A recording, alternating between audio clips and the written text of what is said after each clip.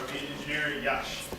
And to give you just kind of a brief recap of our game, BoltCraft is a third-person, horde mode, ability-based action game where you play as a robot that is sent to Earth to harvest its materials and defeat the humans. But you come to find out that all the humans have already been wiped out by their own robotic creations. So instead of fighting the humans, you fight other robots that are menacing monsters trying to destroy you and destroy your harvester.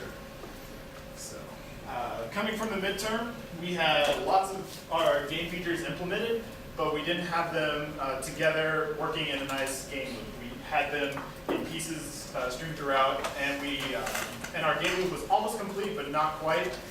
And we had the very beginnings of art integration. So we had one character model in the game representing the player, and we had a few custom buildings just kind of strewn about the level. And today we're going to show you more of what we did since the midterm and how we progressed and what we've learned as well as we've faced many different challenges, things that we couldn't predict, things that we could predict.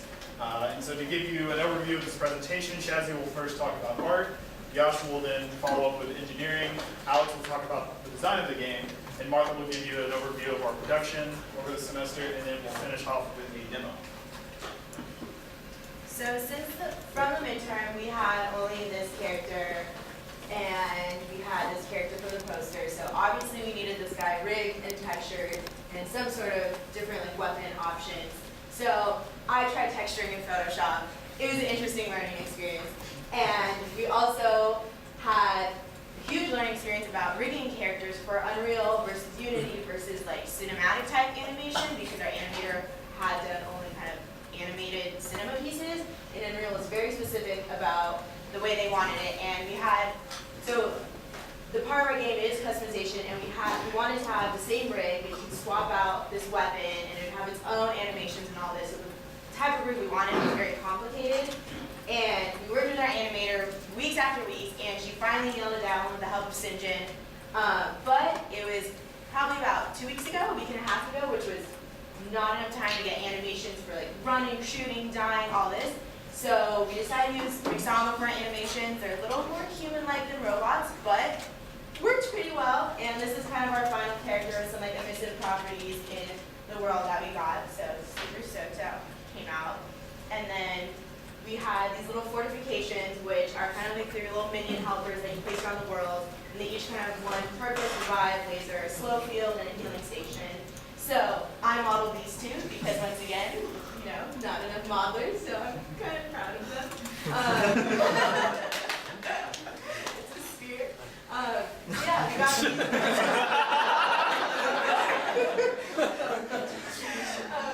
so we got these characters in too, which I'm stoked about. And then for the level, we had about this at the midterm. So then I took this and literally put it flat and kind of gray boxed it out. So this was a map that Alex put together from 3 different concept arts. So I gray boxed this out so we could start kind of doing some play testing, figuring out what are the restrictions going to be of our art assets, and all that jazz. And then finally got some custom buildings, some free buildings, lights, textures, all that. And this is what it's going to look like in the game, which you'll see later. And then some just of the custom models that we had made, and our current environment artist is still working on more for us now that we have, what block out of shapes we want for the map. He can work off of those. And then these were my best friends. Mixamo spent hours just making this little robot dance. Turbo Squid, tons of free models that I used, threw on a range of textures to make it look like this post-apocalyptic world. And Unreal had a lot of free assets from Infinity Blades and their visual effects and kind of rural type stuff, but I just threw on different textures and made a McDonald's arch out of one of them, and got very creative. So these were my best friends as I was trying to put together some stuff. And then for music, we're going to continue on with it next semester. We have a composer who's working on kind of some dynamic music with stinger. So when different waves starts, when the harvester drops, key components, the music dynamically changes with that. So we do have different kind of low, medium, high levels of music right now that will be in for demo days, working on singers, and we just got a sound effects artist who's going to work with us next semester as well. And then quick lessons learned.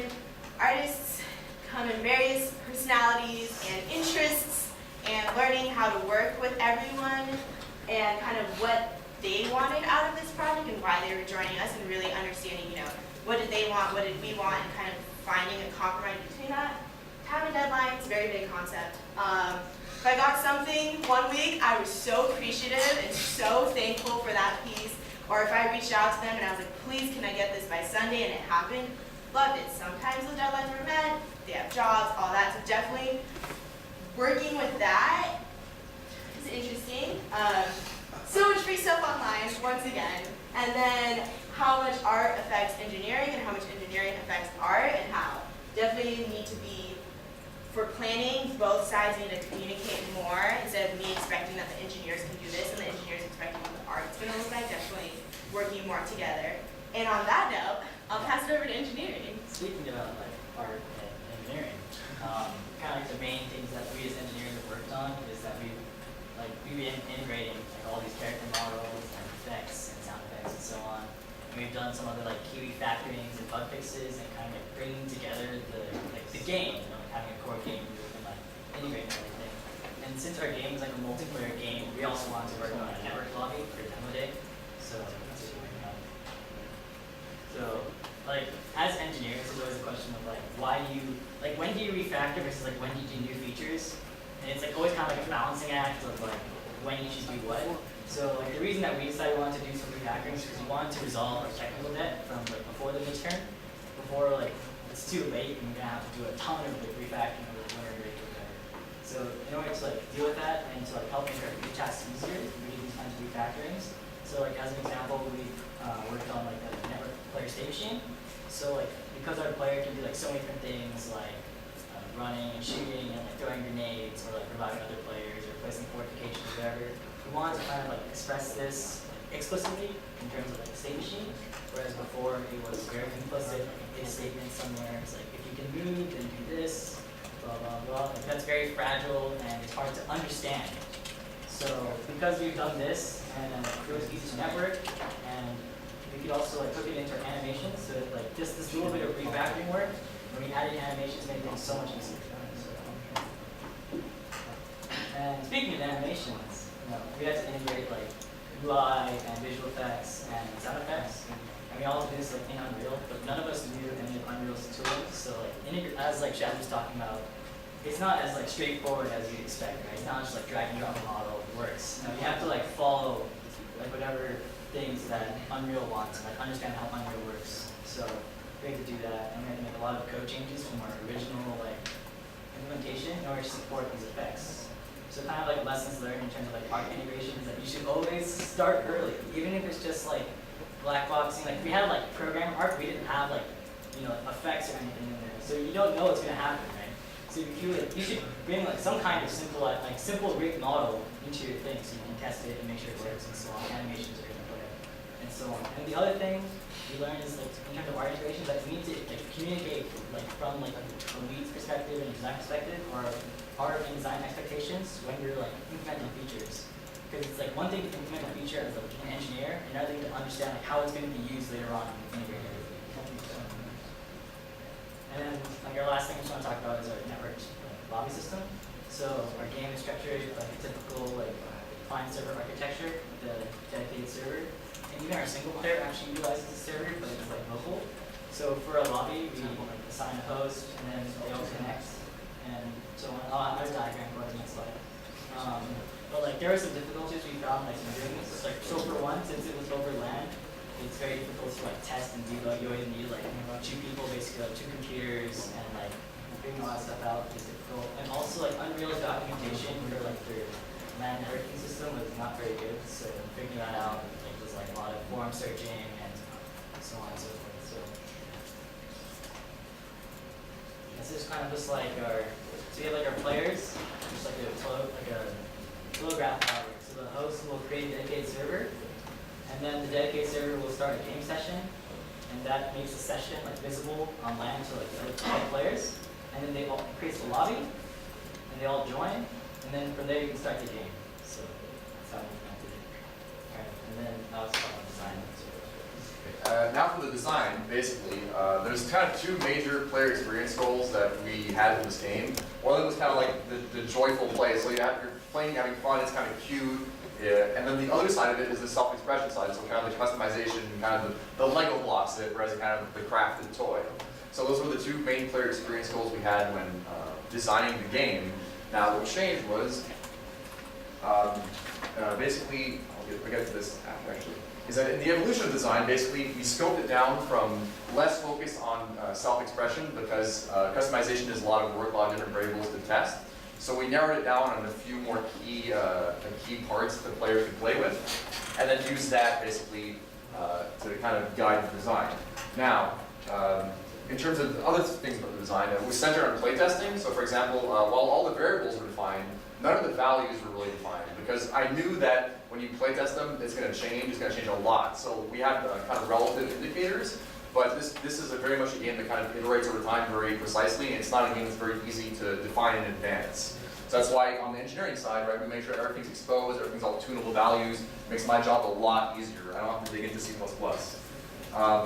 So yeah, in terms of balancing, it's kind of a very hard act because you have like the enemies, their quantities, how good they are, how good are your defenses, how many can you place, how good are your weapons, and all these things are feeding into each other. So it's a very difficult process to balance. So it's very important that all these variables be easy to alter for the designer, which is me. And then, in terms of lessons learned, focus on feature completeness over kind of the breadth of features, because what we had discovered was we were making a lot of features, trying to get them all in, but it was very hard to actually get them to work in the game and test them and get meaningful values because they weren't really working right. So we should have made focus on getting a few things really right so we could test them and get a good model of how the game should be going, and then work on other features rather than kind of going in breadth. Also, prototyping levels earlier, we got our level pretty late, and I think we had to do a lot of work at the last minute to kind of change the structure a bit to fit the flow better. Would have been nice to have that in advance. And also, audio-visual feedback is very important. You got to see the laser beams, so they got to see when they hit. You got to have indicators of enemies attacking you, you're being attacked, because or else there's no way as a designer or as a player to figure out what's going on in the game, to rationalize it, to know what needs to change. And I think that's it.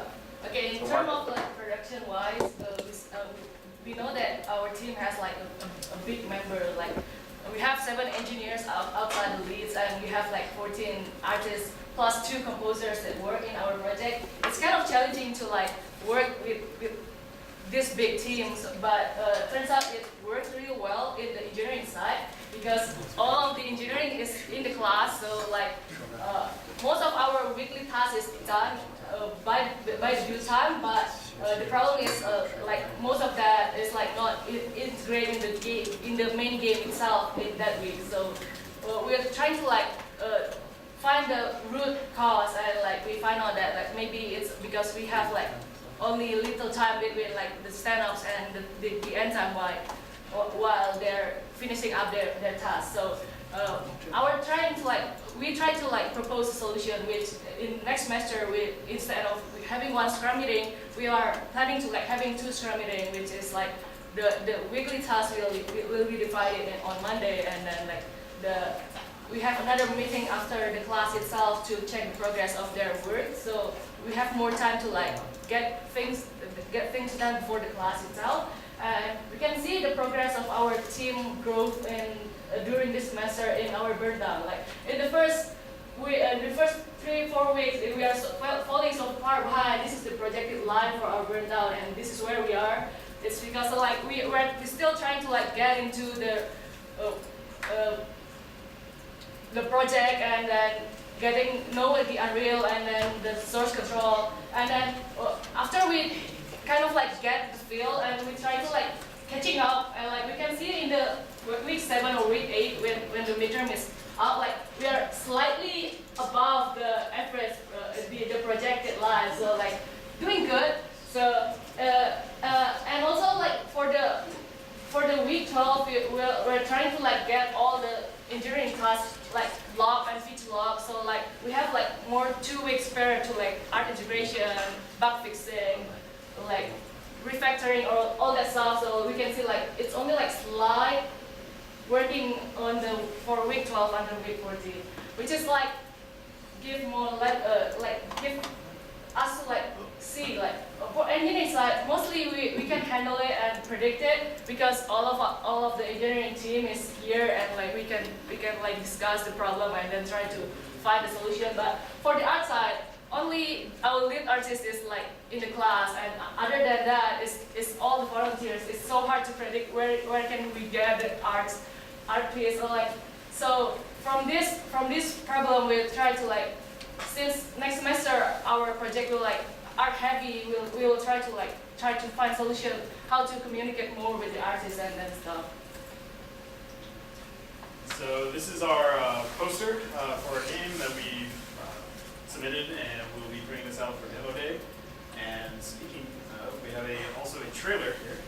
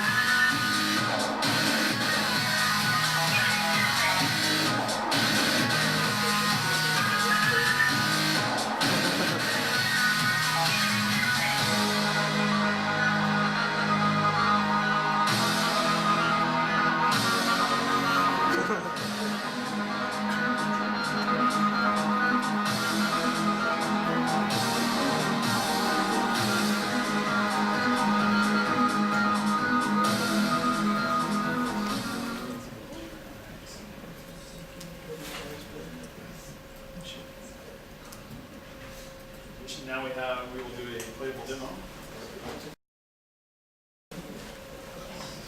Led by Alex. I will be up there.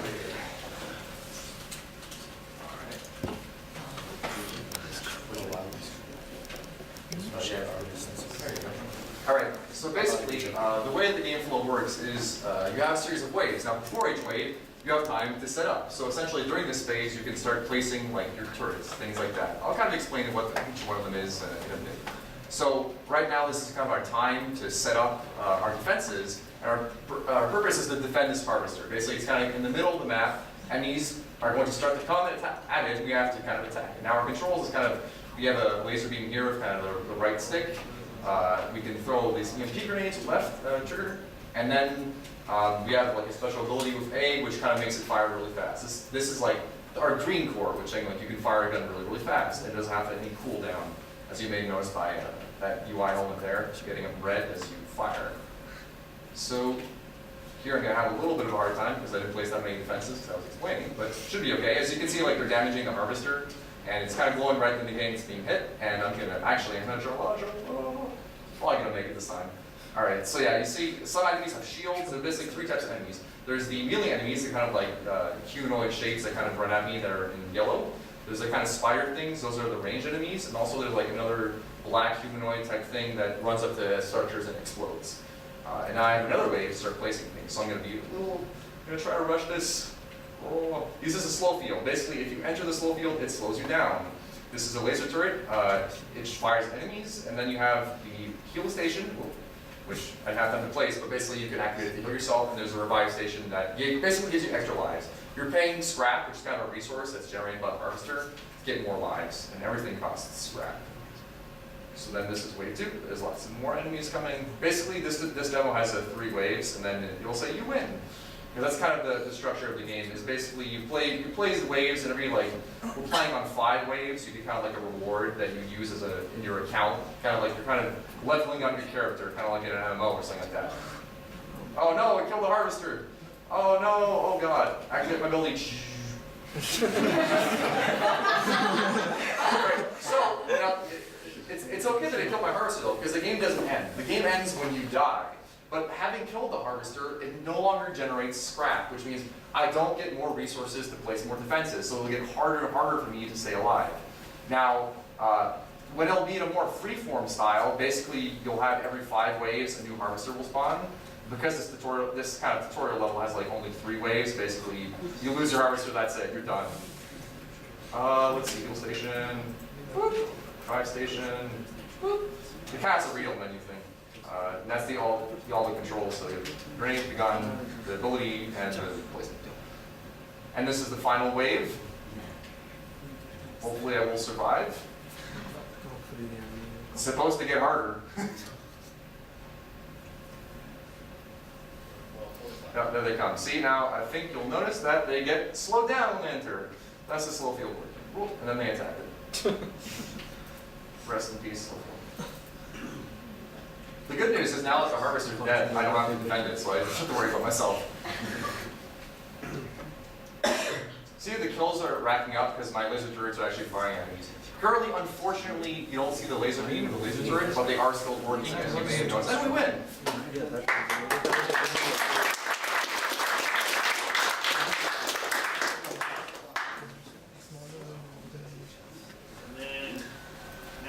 Forward to next semester, we have a few goals set ahead for us. One of our biggest goals is even more playtesting.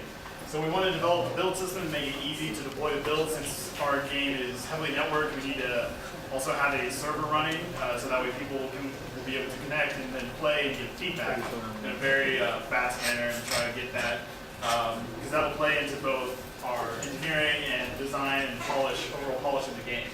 We also want to optimize gameplay system to try to make sure that we're always hitting the proper frame rate. Right now, we are getting right just at 60 frames on the regular Alienware computers, which are pretty standard. And we just want to make sure that that is consistent and that we won't have to worry about that in the future. We want to also adjust our engineering production workflow. As you heard from Martha, there was a lot of the engineering production side went pretty well in terms of the tasks and assigning those out week to week. However, we feel like there are a few areas where we can improve that to try to make sure that the engineering gets done more efficiently and can be done earlier and not have to worry about last minute changes and fixes. And we also want to give more focus to art iteration early. Since we've done a lot of the engineering to get the base of the game done, we want to be able to focus on getting art assets from the artists, integrate them into the game, swap them out if we need to, and give feedback appropriate to the artists on what they can improve on and what they can do to make our game look better.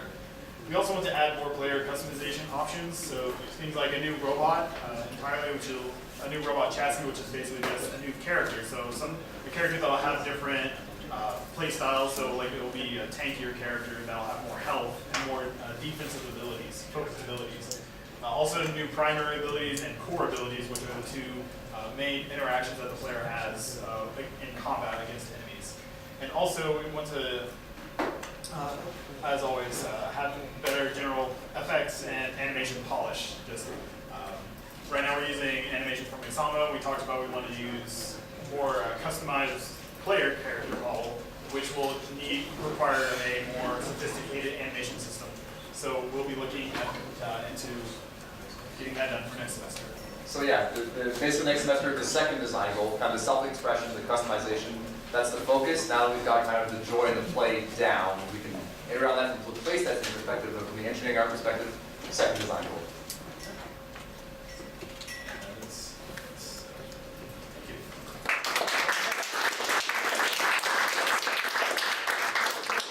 Questions for Team BoltCraft? Sinjin, I know you have one. Of course. First of all, I want to say that burn down was the most beautiful chart I've ever seen. I wanted to ask if you would please talk a little bit about how the gray box served you as a tool to bridge your production goals with your offsite team. Yes, so part of that was our artists gave us concepts for the level, and what we needed to do is we needed to get that gray box so that they could start getting a better sense of what the game will play and feel like. And so they gave us the concept art. Alex compiled the maps together, the kind of blueprints of them together into a single play space. And then he gave that over to Shazzy to actually build out a gray box with the buildings and the houses, and just kind of blocked out in the play space. So then once we had that gray box, we were able to start integrating it for gameplay. So we were able to test it, actually have the harvester spawn in certain locations, test things like how many enemies should spawn per wave, how much scrap to give the player on a consistent basis, things like that. And then we were also able to, Shazzy went and found the free models online to start replacing the housing in the building with, without having to worry about, having a model that will affect gameplay in a negative way. Since we had the gray box, and as long as she found models that would fit those dimensions, then we knew that it would just basically make it look better. And not only that, but we were also able to record some gameplay of our gray box level and send it to our composer in order to give him a better idea of how the game will play and how it will flow and feel and how he can better compose his music in order to better fit our game. But the good news is because it is kind of lane focused, like enemies follow past down lanes, down city streets, when we did have a prototype level, we could still use distance from the harvester as an approximate for lanes. So we were still able to do some work, but definitely helped a lot with all the corners and all the twists and turns to get that layout, that level out very well. Fantastic. Any other questions? Now that you've done a sphere, what are you modeling next? By the way, you could have bought that sphere for $5 on Turbo Squish. So what's your hourly rate? I'm gonna put mine on Turbo Squid. There you go. Charge $50. Yes. Awesome. Okay, thank you very much. Thank you.